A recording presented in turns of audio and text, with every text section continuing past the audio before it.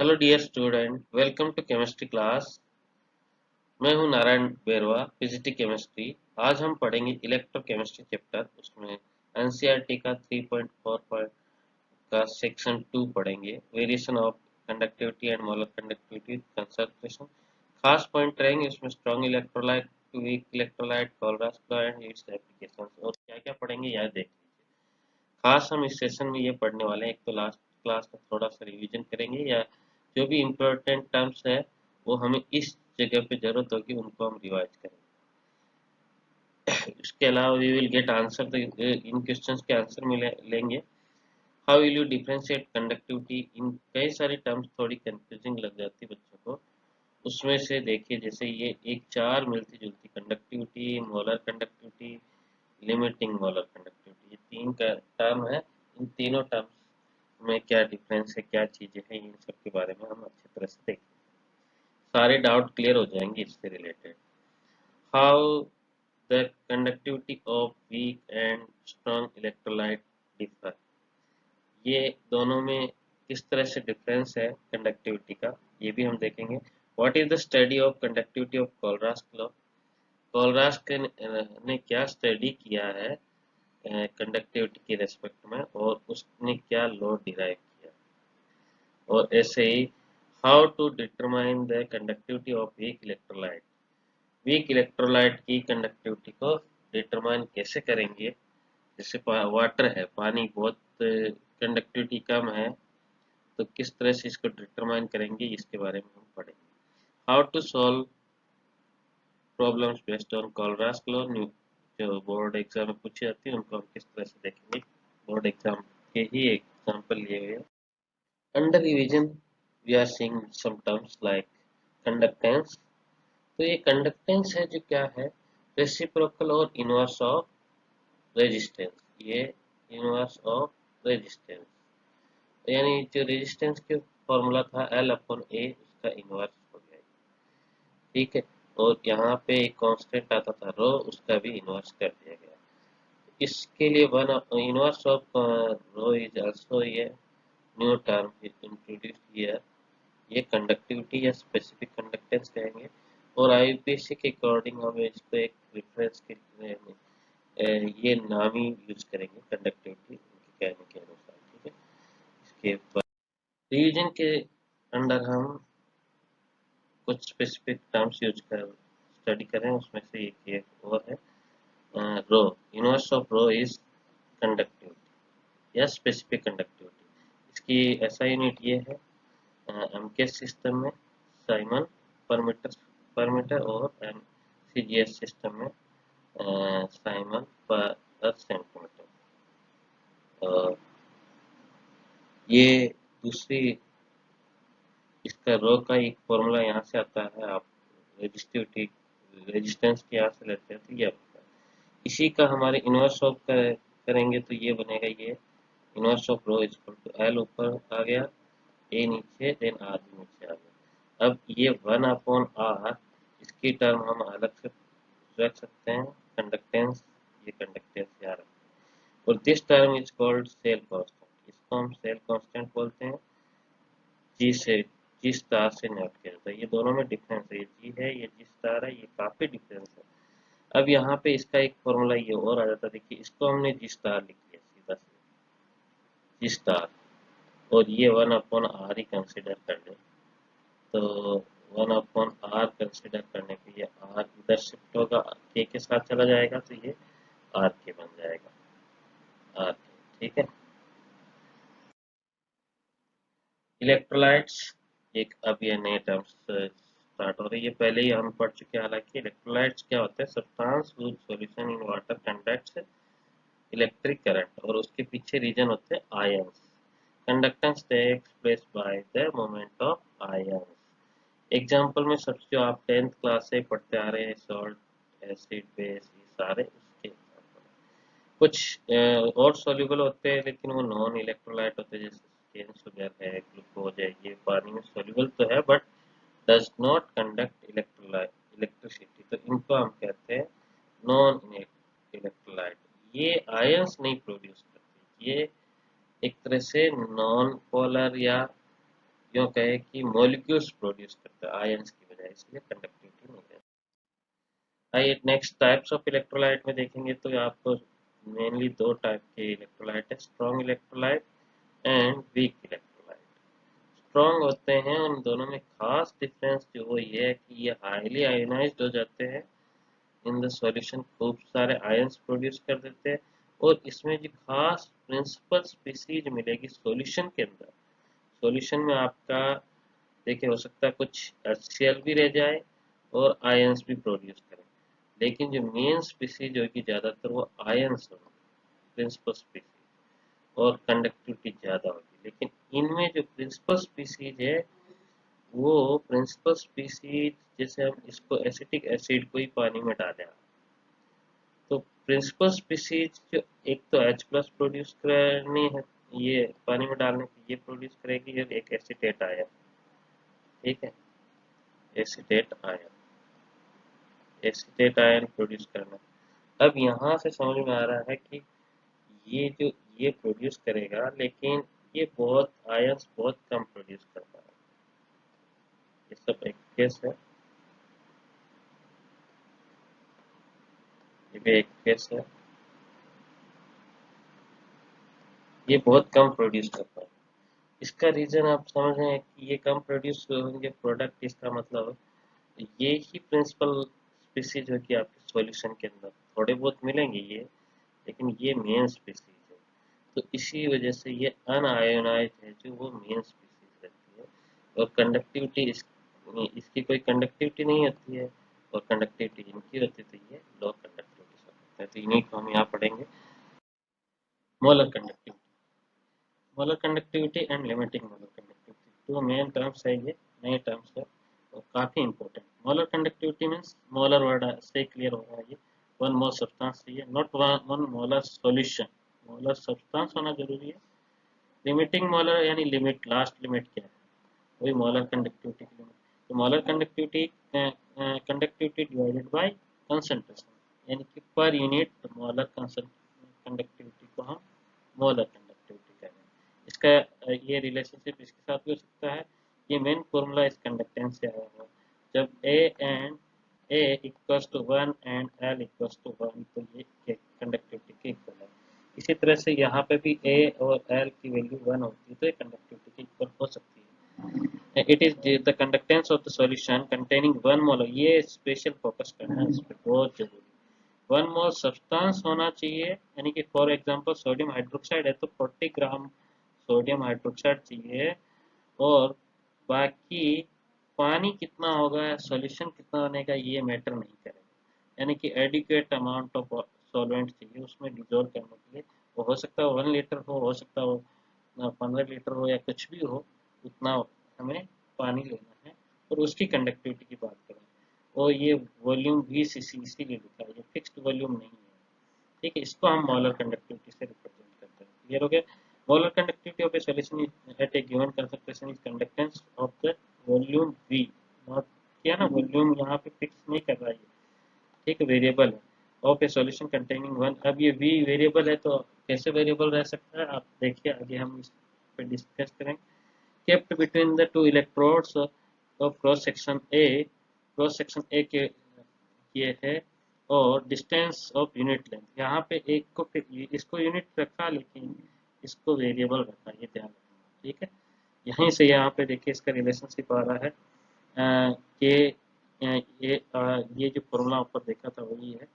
यहाँ एल को 1 कर दिया, ए इक्वल टू वॉल्यूम कैसे आ रहा है, देखिए volume equal to area into length, 3 dimension, तो 3 पैरामीटर हो गए, वहाँ पे ये 1 हो गया, तो ये अल्टीमेटली वॉल्यूम इक्वल टू ए आ गया। तो यानी कि वॉल्यूम इक्वल टू ए को हटा दिया, यहाँ वॉल्यूम रख दिया, तो ये रिलेशनशिप आ गया इसका, ठीक। इसको हम आगे और देखेंगे। लिमिटिंग मोलर कंडक्टिविटी देख लीजिए, ये है molar conductivity when concentration approaches to zero, यानी कि हमने ये वेरिएबल तो रखा ही है ना, वॉल्यूम बढ़ा सकते हैं, एरिया बढ़ा सकते हैं, तो हम उसमें पानी बढ़ाते जा रहे हैं, वो एरिया बढ़ाते जा रहे हैं, ठीक है। तो एरिया बढ़ाते टाइम डायल्यूशन होता जाएगा, और अल्टीमेटली क्या होगा, ये कंसंट्रेशन अप्रोचेज जीरो, और उस टाइम पे उसकी जो मतलब कंसंट्रेशन अप्रोचेज जीरो यूँ कह सकते हैं, या यूँ कह सकते हैं कि ये इंक्रीज होना बंद हो जाएगी, कंडक्टिविटी इंक्रीज होना बंद हो जाएगी। उसको हम लिमिटिंग मोलर कंडक्टिविटी कहते हैं। इसके बाद देखिए वेरिएशन ऑफ कंडक्टिविटी। वेरिएशन जो देखते हैं स्पेशली किसके, कंडक्टिविटी का और मोलर कंडक्टिविटी का विद कंसंट्रेशन वेरिएशन। ये बोर्ड एग्जाम के हिसाब से very very very important point है, ये पूछा जाता है जनरली। ये कंडक्टेंस के लिए हमने फॉर्मूला देखा था, इसमें जब ये इक्वल होगा तो ये कंडक्टिविटी के इक्वल हो जाएगा। ये वही जो हम भी अपने देखा था कि यूनिट्स किसी में भी हो लेकिन यूनिट होगी तो कंडक्टिविटी हो जाएगी। लेकिन ये कह रहा है कि दोनों को ये जब फिक्स रखेंगे तो डाइल्यूट कैसे कर पाएंगे, कंसंट्रेशन तो रखनी है, ये वेरिएशन देखना, कंडक्टिविटी का वेरिएशन देखना कंसंट्रेशन के साथ। तो इसके किस तरीके से कर सकते हैं वो करने का तरीका देखिए। Dilution with maintaining unit dimension Y and L, उनको भी यूनिट डायमेंशन रखना। तो इसका एक ही तरीका हो सकता है, जैसे माना कि यूनिट सेल में पहले 10 ml अपना सॉल्यूशन था, उसको बाहर निकाला, उसमें एडिशनल 10 ml और ऐड कर दिया, तो अभी 20 हो गया। 20 में से फिर से आधा करके उसमें डिजोल्व कर दिया, पानी ऐड किया 10 ml, यानी कि इसकी कंसंट्रेशन आधी हो गई ना। तो यहाँ पे इसमें इस तरह से डिक्रीज करके हम इसके लिए कंडक्टिविटी का वेरिएशन चेक कर सकते हैं। तो अब कंसंट्रेशन डिक्रीज होती है तो क्या होता है, फॉर रिलेशनशिप देखिए इनका, ये डायरेक्टली प्रोपोर्शनल रिलेशनशिप है कंसंट्रेशन के साथ कंडक्टिविटी का, और डायल्यूशन के साथ इनवर्सली प्रोपोर्शनल। ये रिलेशनशिप आप इस फॉर्मूले से भी देख सकते हैं। एक फॉर्मूला अभी आपने पीछे पढ़ा था, वो था lambda M equal to lambda M equal to के कंडक्ट कप्पा अपॉन सी। ठीक है, कप्पा अपॉन सी पढ़ा था। यानी कि ये देखिए इन दोनों का रिलेशनशिप क्या आएगा, डायरेक्टली प्रोपोर्शनल आ गया। के एंड सी का रिलेशनशिप डायरेक्टली प्रोपोर्शनल। अब सी यानी कंसंट्रेशन, और डायल्यूशन करेंगे तो कंसंट्रेशन डिक्रीज, ये दोनों का कंसंट्रेशन और डायल्यूशन का अपोजिट रिलेशनशिप है, तो ये रिलेशनशिप क्या जाएगा। इसी को वॉल्यूम के साथ कोरिलेट कर सकते हैं। वॉल्यूम बढ़ेगा तो कंसंट्रेशन डिक्रीज होगी, वॉल्यूम भी इस डायल्यूशन के साथ आएगा। ठीक है, तो वॉल्यूम के साथ भी आपको रिलेट कर सकते हैं। यहाँ पे ये फॉर्मूला आ रहा है, ये देखिए यहाँ से भी आपको रिलेट कर, ये दोनों का ये v जब इधर शिफ्ट करेंगे तो इनवर्सली प्रोपोर्शनल जाएगा। ठीक है, यही चीज़ है। कनेक्टिविटी ऑलवेज, ये वेरी इंपॉर्टेंट पॉइंट है ये बोर्डिंग के हिसाब से। कंडक्टिविटी ऑलवेज डिक्रीजेज, डिक्रीज होती है हमेशा जब कंसंट्रेशन डिक्रीज हो, यानी कि डाइल्यूशन बढ़ाए पानी बढ़ाने पे कंडक्टिविटी तो डिक्रीज होगी, नॉट। क्यों डिक्रीज होगी, क्या प्रॉब्लम है, क्योंकि यहाँ पे वीक इलेक्ट्रोलाइट और स्ट्रॉन्ग इलेक्ट्रोलाइट में दोनों में हम पानी अभी यहाँ ऐड कर रहे थे, तो नंबर ऑफ आयंस कम हो गए कि नहीं हो गए, number of ions per unit volume हमने तो आधा ही लिया, फिर आयंस कम पड़ गए तो कंडक्टिविटी कम होगी। उसका मेन रीजन सही था समझ में, number of ions per unit volume that carry the charge will decrease. पहले माना कि उस 10 ml में ज़्यादा आयंस थे तो उसके आधे ही रहेंगे, अब की बार मैंने पानी ऐड करके फिर आधा करके डाला। इसी बात को मोलर कंडक्टिविटी के साथ कंडक्ट, ये तो था कंडक्टिविटी के साथ रिलेशन। मोलर कंडक्टिविटी के साथ देखिए तो solution at A given concentration is conductance of the volume we. ठीक है, जिसका यहाँ पे एक पैरामीटर तो वेरिएबल रखा है, कंटेनिंग 1 मोल ऑफ सब्सटेंस, ये तो फिक्स है 1 मोल ही लेना है क्योंकि मोलर वर्ड आ रहा है। लेकिन ये एरिया रखा है ना क्रॉस सेक्शनल ए, यानी वेरिएबल। ठीक है, डिस्टेंस यूनिट लेंथ कर ली, यानी कि ये आप फॉर्मूला देख सकते हैं यहाँ से, ये L1 कर लिया, ये टर्म हट जाएगी यहाँ से, और एरिया कोई वॉल्यूम, ये हमने पिछली बार ही देखा था। ठीक है, ये 1 हो जाएगा तो ये ultimately volume equal to area के इक्वल है। अब यहाँ पे यानी वी कैन पुट ए की जगह पे वी रख सकते हैं, तो ये वॉल्यूम के डायरेक्टली प्रोपोर्शनल आ रहा, यानी कि ये molar conductivity is directly proportional to dilution, यानी मोलर कंडक्टिविटी तो बढ़ेगी। ठीक है, बट ये क्या कहे, जो ये कंसंट्रेशन के रेस्पेक्ट में इसका इनवर्सली प्रोपोर्शनल रिलेशनशिप है। ठीक है, तो यही चीज़ है, क्योंकि वो ज़्यादा डाइल्यूट, ज़्यादा कंसंट्रेटेड, ज़्यादा डाइल्यूट, डाइल्यूट में वीक इलेक्ट्रोलाइट्स के लिए है ये खास करके। और आप देख सकते हैं वेरिएशन ऑफ मोलर कंडक्टिविटी देखने पे यहाँ पे इस तरह से वेरिएशन मिलता है इसका मोलर कंडक्टिविटी का। इनफाइनाइट मोलर कंडक्टिविटी यानी कि लिमिटिंग मोलर कंडक्टिविटी के साथ, और कंसंट्रेशन, और ये कंसंट्रेशन के अंडर रूट और मोलर कंडक्टिविटी के बीच ग्राफ बनाते थे, ये इस तरह का बनता है। ये ग्राफ मोलर कंडक्टिविटी थी वो, और ये अंडर रूट ऑफ कंसंट्रेशन। तो यहाँ पे जो हमें ये मिल रहा है, इसको इस तरह से देखने पे ये जो पार्ट मिलता है वो molar conductivity, infinite molar conductivity, infinite molar conductivity यानी कि limiting molar conductivity lambda am not, ठीक है। और ये इस स्ट्रॉन्ग इलेक्ट्रोलाइट के लिए ये वाला एरो है, और यहाँ इसका जो स्लोप मिलेगा वो स्लोप रहेगा ए, नॉट ए, माइनस ए, ठीक है। ये minus A slope equal to, तो ये देखने पे इस तरह से एक और चीज मिल रही है यहाँ पे, the value of constant A for a given solvent and temperature depends on the type of electrolyte. ये स्लोप है जो हर अलग अलग सॉल्वेंट के लिए अलग अलग रहेगा, ठीक है। ये स्ट्रॉन्ग टाइप का था, ये वीक इलेक्ट्रोड, ये वीक वाला। अब यहाँ देखिए, the charge on the cation and anion also, इस यानी कि चार्ज पे भी डिपेंड करता है, साइज पे, यानी ये तरह के एग्जांपल दिए, NaCl 1 टाइप का, CaCl2 1 एंड 2 1 टाइप का है, और MgSO4 2 टाइप का है, यानी चार्ज के ऊपर इस पे कैल्शियम पर 2 प्लस चार्ज आ रहा है, तो ये 2 कैल्शियम के लिए, नंबर ऑफ आयंस के लिए नहीं है, चार्ज के लिए। यहाँ पे लिखा भी charges, charges on the cation and anion, ठीक है। ये कोलरास क्लॉथ का मोलर कंडक्टिविटी यहाँ से आएगा, एक उसकी स्टडी देख लीजिए कोलरास की। उसने क्या किया, उसने डिफरेंस निकाला, molar conductivity, infinite molar conductivity, कौन सी ली, इनफाइनाइट यानी इन लिमिटिंग मोलर कंडक्टिविटी ली, और लिमिटिंग मोलर कंडक्टिविटी का डिफरेंस निकाला है, जिसमें ध्यान ये रखा कि एक का आयन कोई कॉमन रखा, दूसरा आयन डिफरेंट लिया, जैसे पोटेशियम क्लोराइड सॉल्यूशन की लिमिटिंग मोलर कंडक्टिविटी और सोडियम क्लोराइड, तो क्लोराइड तो कॉमन हो गया, और पोटेशियम एंड सोडियम अलग अलग, इन दोनों का डिफरेंस लिया, और यहाँ पे फिर से पोटेशियम ब्रोमाइड और सोडियम ब्रोमाइड, तो सोडियम और पोटेशियम अलग अलग है, और ब्रोमाइड कॉमन हो गया।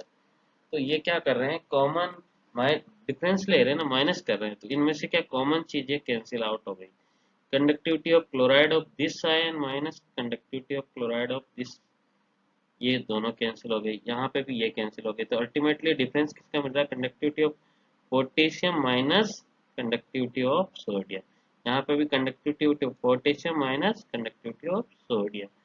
ऐसा क्यों, इसीलिए कि इन सबके सॉल्यूशन में एनायन अलग लिया, लेकिन हम कैटायन वही रखे, तो डिफरेंस ये आया, फिक्स्ड आया ऑलमोस्ट। इसका मतलब क्या हुआ, इसका मतलब ये है कि यहाँ पे ये पोटेशियम आयन आयोडीन के साथ था, या ये पोटेशियम आयन ब्रोमीन के साथ था, नो मैटर, कोई मैटर नहीं कर रहा, यानी कि ये फ्री, एक तरह से डिजोल्व होने के बाद फ्री मूवमेंट करते हैं, ठीक है, इनके काउंटर आयंस पे डिपेंड नहीं करते। तो यही चीज यहाँ पे ऐसा ही इन्होंने दूसरे केस में देखा, ये कैटायन के केस में देखा था, ये एनायन में देखी, यहाँ पे क्या कर रहा है, सेम सोडियम लिया, सेम सोडियम के साथ ये bromine minus chlorine, difference bromine minus chlorine का ले रहे हैं, लेकिन सोडियम सेम हो गया, तो इसकी कंडक्टिविटी इसकी कंडक्टिविटी माइनस हो गई, ये प्लस की कंडक्टिविटी थी सोडियम के लिए, ये माइनस की थी, कैंसिल आउट हो गया। इस तरह से किया, तो यहाँ मेरा ख्याल है पोटेशियम लिया इन्होंने, यहाँ पोटेशियम लिया, ब्रोमाइड माइनस अल्टीमेट क्लोराइड, यहाँ पे ब्रोमाइड माइनस क्लोराइड, तो दोनों की कंडक्टिविटी डिफरेंस वही आया। इसका मतलब सीधा सीधा सा सेंस है कि दे माइग्रेट इंडिपेंडेंटली फ्री, इसी को कोलरास ने कहा, कोलरास लॉ ऑफ इंडिपेंडेंट माइग्रेशन। ये नाम इतना याद रख लेंगे ना, क्योंकि आप शॉर्ट में नाम मत याद रखना, कोलरास लॉ इतना याद रखना, इसका जबकि फ्रेज भी साथ में याद रखना, Kohlrausch law of independent migration of ions, इतना याद करने से आप यू कैन डिस्क्राइब इसको आसानी से डिस्क्राइब कर सकते हैं। तो ये कहता है दो state that the limiting molar conductivity कौन सी है, लिमिटिंग वाली, इनफाइनाइट डाइल्यूशन की बात कर रहा है, of an electrolyte can be represented by as the sum of individual contributions of anion and cations of the electrolyte। यानी कि इसको हम इस तरह से इनके सम के इक्वल है, बाकी कोई प्रॉब्लम नहीं, ये सम कहीं से भी ले सकते हैं। जैसे ये कह रहा है कैल्शियम क्लोराइड के लिए, यहाँ पे ये V और ये इनका सेंस बताने के लिए मैं ये एग्जांपल लिया। तो 1 आ रहा था, एक केटाइन का एक ही मिल रहा था, तो 1 केटाइन इंटू दिस, और 2 क्लोराइड मिल रहे थे तो 2 मल्टीप्लाइड बाय दिस। ये इस तरह से वेरिएशन ऑफ मोलर कंडक्टिविटी। फिर वीक इलेक्ट्रोलाइट देखने पे, वीक इलेक्ट्रोलाइट में कहानी अलग है, बिल्कुल कहानी अलग है। ये पहले हायर कंसंट्रेशन पे बहुत कम कंडक्टिविटी है, और जैसे ये जीरो के पास जा रही है, देखिए जीरो के पास जा रही है, जीरो के तो नहीं होती है लेकिन टेंड्स टू जीरो, हम इसको टेंड्स टू जीरो कर रहे हैं, तो ये बहुत स्टीप राइज होती है एकदम से। इसकी खास राइजिंग देखेंगे इतने से एरिया में है, तो स्टीप राइज अचानक से बहुत ज़्यादा राइज हो जाती है।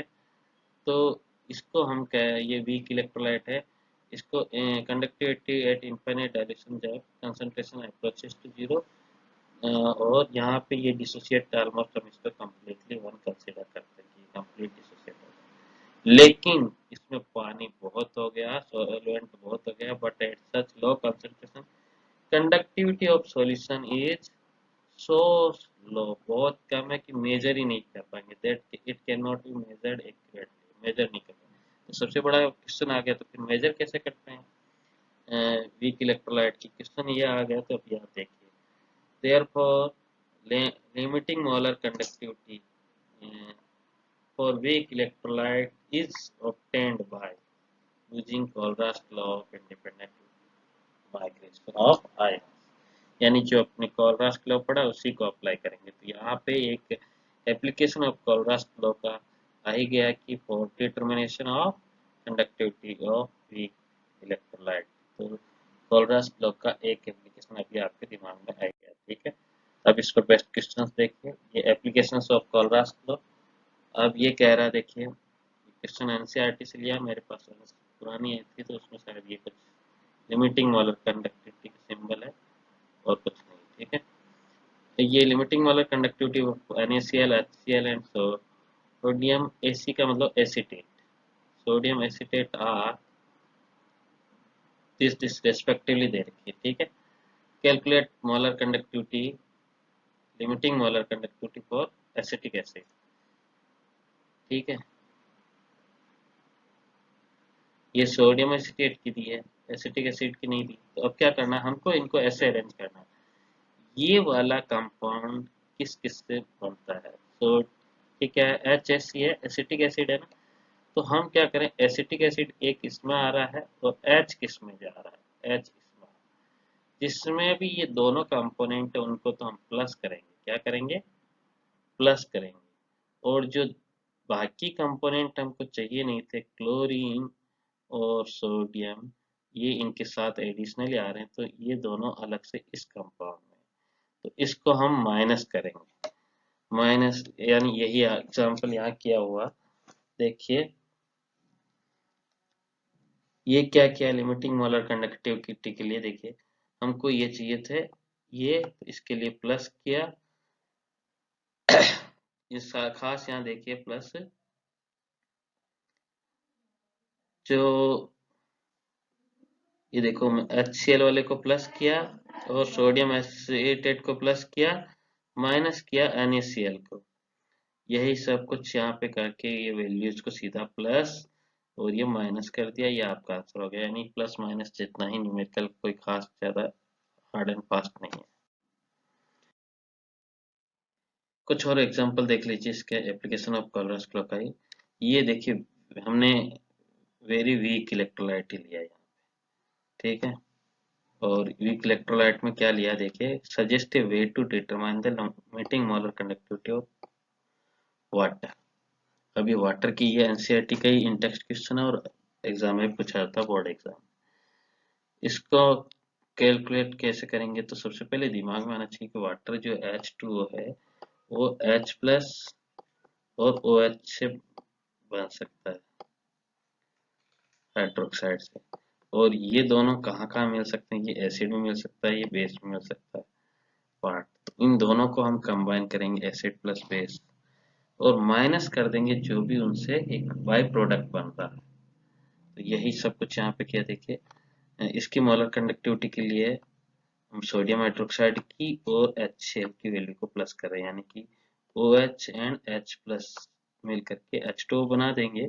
लेकिन एडिशनल ये वैल्यू आ जाएगी Na की कंडक्टिविटी और क्लोराइड की कंडक्टिविटी। इसको हम माइनस करने के लिए इनसे बनने वाला कंपाउंड माइनस में ले लिया। बस इस तरह से सॉल्व करते। तो ये एक्चुअली यहाँ पे ये देखना, डिटेल में देखना चाहो तो हमें चाहिए था ये प्लस ये दोनों वाटर बनाएंगे। तो बाकी ये काटने के लिए हमने सोडियम से ये माइनस कर दिया, क्लोराइड से ये माइनस कर दिया कट के। तो ये देखिए बाकी सब कट गए, ये वैल्यू इसके बच गई, लिमिटिंग कंडक्टिविटी। और एक और एप्लीकेशन है डिग्री ऑफ डिसोसिएशन कैलकुलेट करने के लिए, it is used to determine and the degree of dissociation. तो ये एक फॉर्मूला है, माना कि लिमिटिंग मोलर कंडक्टिविटी पे उसकी मैक्सिमम डिसोसिएशन है, उस डिसोसिएशन के अलावा अभी कितना हुआ, तो अभी वाला ये molar conductivity divide by limiting, तो ये एक डिग्री ऑफ डिसोसिएशन दे देगा। इसके एक एग्जांपल के तौर पे देखें तो इसके अलावा ये कह रहा है कि एक और चीज, एक और यूज है इसका, equivalent conductivities of weak electrolytes. Equivalent conductivity को यहाँ समझिए कि जैसे कि ये इसकी कंडक्टिविटी कितनी है या इसकी कंडक्टिविटी कितनी है। तो ये देखने के लिए यहाँ तो इसका दोनों ही यहाँ पे 1 1 है, तो दोनों ही सेम आ रही है, लेकिन अलग अलग हो तो इनकी कंडक्टिविटी देखने के लिए हम ये इक्विलिब्रियम वाला फॉर्मूला लगाते। देखिए ये जो हम इसको समझना, ये 11th क्लास में पढ़ा था, इस तरह से कैलकुलेशन करना। इनिशियल कंसंट्रेशन इसकी C लेते हैं और ये 0 रहेंगे क्योंकि इनिशियल में तो ये बने ही नहीं है। फिर माना कि alpha is the degree of dissociation, तो C का alpha part, C alpha is decreased from this, minus हो गया, और ये C अल्फा बन गया और ये भी C अल्फा बन गया। अब यहाँ पे इसका इक्विलिब्रियम कांस्टेंट हम के ये देखें तो C alpha into C alpha, ये प्रोडक्ट की कंसंट्रेशन दोनों, और ये रिएक्टेंट की कंसंट्रेशन, ठीक है, नीचे आ गई। कॉमन लिया, सी से सी कैंसिल आउट हो जाएगा, तो ये एक फॉर्मूला बन जाएगा। ये इस तरह की कैलकुलेशंस 11th में भी थी, 12th में भी चाहिए आपको, ठीक है, याद रखना अच्छे तरह से, ठीक है। Thank you all, stay home, stay safe.